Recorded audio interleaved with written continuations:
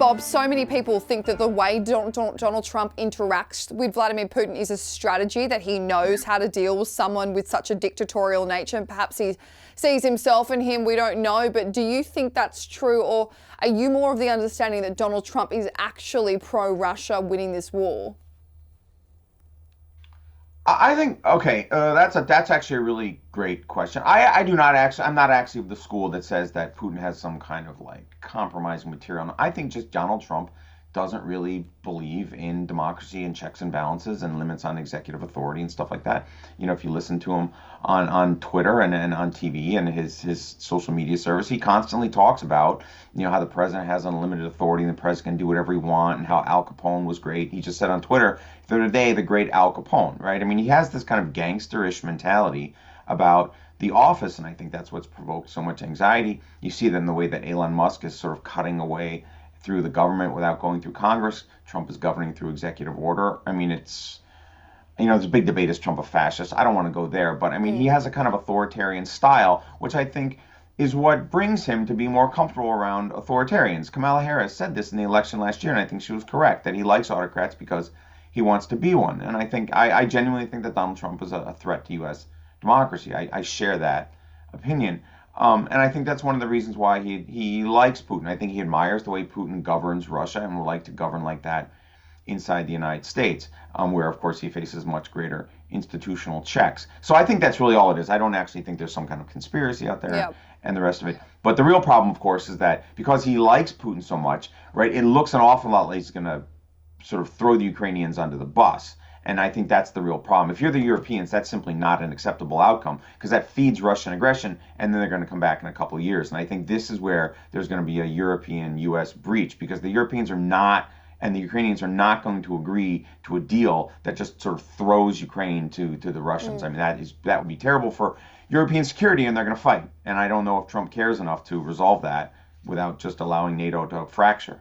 Yeah, especially because I think a lot of European leaders are of the impression that it doesn't stop at Ukraine. It will seep into Poland and keep furthering on. It's one of those things, when a dictator tells you what they're going to do, believe them. This is what he said he's going to do. But Bob, Donald Trump, everything when it comes to Donald Trump comes down to money, it comes down to feeding the US economy, it comes down to strengthening America first. We've even seen this with Elon Musk when it comes to I guess, cutting funding. And then Elon Musk has come out and spoken about how the US could go broke if this happens. But then this rhetoric has been turning away Europe, Canada, NATO countries, because it seems as if right now he's choosing Russia, which is an economy that doesn't even reach the size of Texas. So what is the point of alienating Europe when it comes to their economy and choosing Russia's dwindling economy over former big allies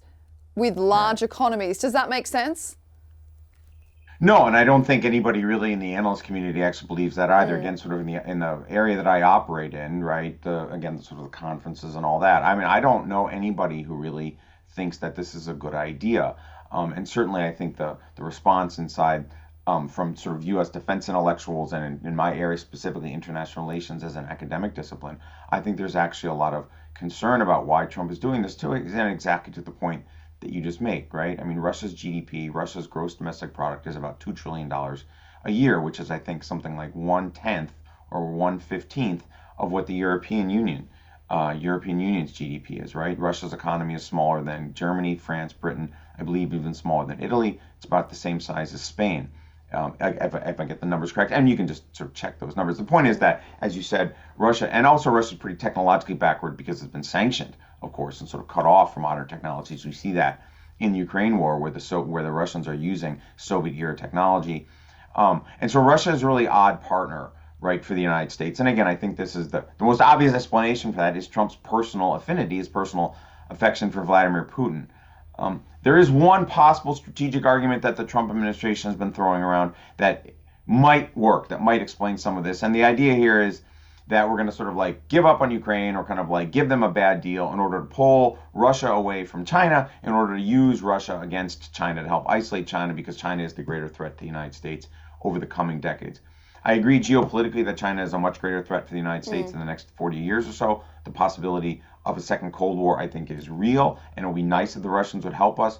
But it doesn't look like Putin actually wants to do that. I mean, there's not much evidence to suggest that Putin actually wants that breach. The Chinese have helped him a great deal in the conflict. So maybe that's the master plan. But honestly, I'm not sure that Donald Trump is playing like eight-dimensional chess. I Yeah. think he's just kind of winging it, to be honest. And most analysts, and I feel like you might agree with this, Bob, is that when I ask about how China is viewing the United States' interaction with Russia, they all say that China's looking at the US thinking they look weak. And it's furthering that desire to start to plan to invade Taiwan because the United States is pushing away their biggest allies, especially when it comes to in the Pacific region and in that South China Sea. So it will be interesting to watch that. But we're going to get into more, I guess, domestic relations now to wrap up the interview. We've seen Canada's new Prime Minister, Mark Carney, going to France, going to the UK to meet King Charles and Keir Starmer for his first international trip and breaking that protocol, Bob, of which is he's meant to visit the United States first. Amid this tension with Trump, he's continuing to say that that Canada should join the US, become the 51st state. So how tense do you think this relationship right now is between these two long-standing allies, especially amid tariffs and back and forth public spats? Yeah, I think it's a real shock. I mean, it's not even clear where this came from, right? I mean, Donald Trump's voters weren't told this last year. I mean, if you watched the American election campaign last year, there was nothing at all about how the United States was going to engage in local continental expansionism. You know, Greenland, Canada, Trump's talked about bombing Mexico, seems to be interested in retaking the Panama Canal. I mean, all of these ventures, if we actually did this, all these countries would resist. This would require the use of American military force, which would provoke all kinds of problems. I mean, Canada would become a quagmire. It'd be like Iraq on America's northern border. I'm not sure if the Trump people have remotely thought that through. The same thing in Panama. If we went back to Panama, it would turn into a guerrilla war. It'd be Vietnam all over again. We'd be there for 20 years fighting rebels in the jungle. Yeah, I mean, I just don't know. Again, this is what I mean when I think that Donald Trump isn't really playing eight-dimensional chess. I just don't think the president is really thinking this through. I think these things kind of come into his head and he just kind of shoots them out on the internet, on Truth Social or whatever. He doesn't really have a lot of good impulse control. I think we can all agree about that with Donald Trump. And he just says this stuff, right? And he gets sort of hung up on things. I would be shocked if the United States were to actually try to use force to annex Canada. But to your point, I mean, he does keep bringing it up, right? I mean, it was, I guess, kind of funny, you know, a month ago. And I mean, I think Americans maybe are a little bit to blame about this, right? Because the Americans often kind of treat Canada like it's a joke and it's not really its own country, you know, the South Park movie and all that. But I mean, we shouldn't actually, right? I mean, Canada's actually been a really good partner of the United States for a really, really long time, right? They were at Normandy. They helped us a lot after 9/11. I mean, Canada's been an excellent neighbor for the United States for a century. And it's really kind of shocking. And I just don't, again, I don't know what the Trump end game here is, right? Alienating Canada, right? I mean, what purpose does that, how does that suit American national security? Unless we're actually going to absorb Canada and invade it, there's no point to constantly provoking them. And of course, if we invaded Canada, that would just be, I mean, that would break NATO overnight. The United States would be completely isolated. So I'm actually pretty surprised. I imagine that most of the people around the president know that this is an error. I would imagine that NSA Waltz and Secretary of State Rubio both would like the president to stop talking about this. But you know, the Republican Party is kind of cultish now. Trump is like the great leader, you know, and he says stuff, and people just aren't willing to contradict him the way they were, you know, when he first emerged like 10 years ago. Well, just a final question for you, Bob. The justification for this is just been so bizarre because most polls, as you mentioned, have about 90% of Canadians opposing this, but then you see members of his administration backing it. We saw Marco Rubio backing this, but this is a sovereign country that borders the United States. Is this not sounding a little bit like Groundhog Day? Is this not sounding a little bit like rhetoric familiar to what Vladimir Putin has just done? Yeah, and that's actually one of the concerns that I think Canadians have been sort of tossing around. I was at a conference, a sort of NATO event for East Asia a couple of weeks ago, and there are Canadians there who were saying, you know, is this like the American version of the Ukraine conflict, where this sort of weak neighbor and the Americans want to absorb us like Putin has done in Ukraine? And yeah, as you said, I mean, it's just unless the United States is actually going to militarily absorb Canada, which would be a huge venture. There are 40 million people and they would fight. It would lead to an insurgency. Even if we won the war, there'd almost certainly be an insurgency. We'd be fighting in the cities and in the hills against resistance for a decade, right? So even if we, that's really the only route to get unification between Canada and the United States. I mean, the Canadians have made it really, really clear they don't want this.